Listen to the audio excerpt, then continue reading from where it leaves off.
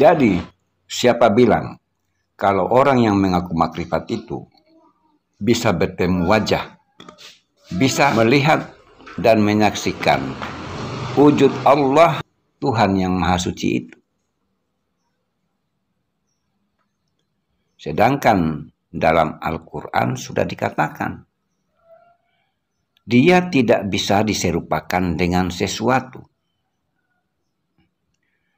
Kalau dia sudah dikatakan tidak bisa diserupakan dengan sesuatu, karena ini yang berbicara Al-Quran, firman-Nya langsung yang berbicara. Jadi tidak akan bisa terbantahkan kalau Tuhan itu tidak bisa dilihat, tidak bisa dikenal, apalagi bertemu wajah secara langsung. Kalau manusia bisa bertemu wajah atau bisa bertatap wajah dengan dirinya yang Maha Suci itu, maka ayat Laisa ini tidak akan diturunkan. Coba kita berpikir secara logis.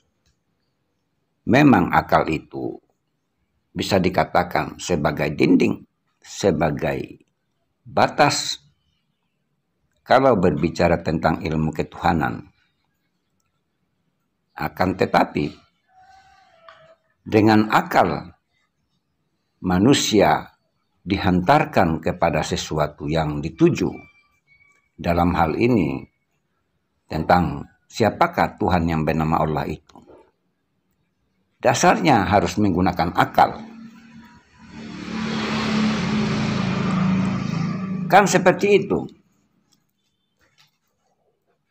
Jadi kalau Al-Quran berkata Tuhan itu tidak bisa diserupakan dengan sesuatu, yang pengertiannya adalah dia tidak bisa dibayangkan, dia tidak bisa dipikirkan, tidak bisa dilihat, apalagi tidak bersuara, tidak berhuruf, apalagi bisa bertemu wajah dengan dirinya. Kan kalau secara logika tidak akan mungkin. Sedangkan yang mengaku makrifat berkata bahwa Tuhan itu nyata karena dialah yang ada, dengan dasar Tuhan bersifat zahir dan batin, yang awal dan yang akhir. Dengan dasar Tuhan itu nyata dengan sifatnya yang zahir, inilah yang menjadi dasar sehingga yang mengaku telah bermakrifat Tuhan itu bisa dilihat dan bisa disaksikan. Padahal kalau kita mau jujur, Tuhan yang nyata yang mana yang bisa dilihat, yang bisa disaksikan itu? Tuhan yang mana yang nyata itu? Dibuktikan. Coba dibuktikan.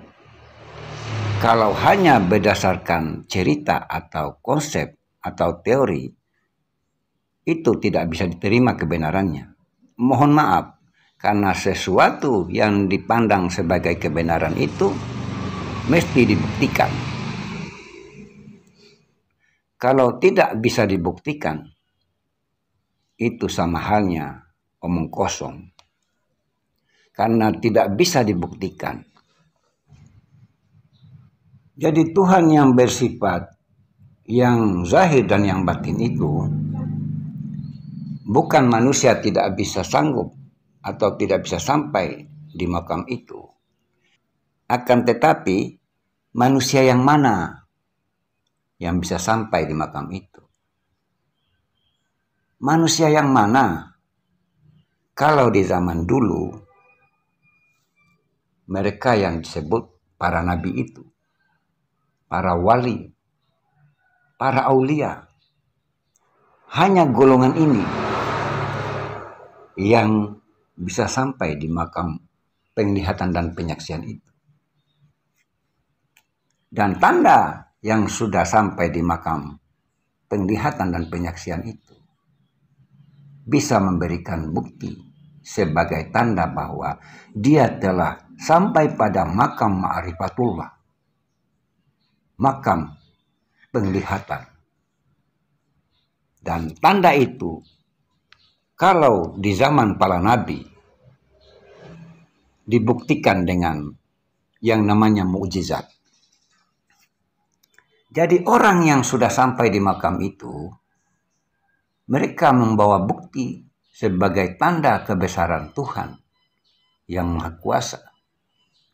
Karena dialah yang hidup, dialah yang Maha Perkasa, dialah yang agung, dialah yang maha segala-galanya. Jadi orang yang sudah sampai di makam ini tidak sembarang orang. Orang yang sudah sampai di makam ini dikatakan banyak diam. Mereka yang banyak diam, tidak banyak ngomong, apalagi keluar-keluar di YouTube. Seperti saya ini misalnya. Saya ini belum sampai di makam penglihatan itu, sehingga saya ini keluar-keluar teriak-teriak di YouTube.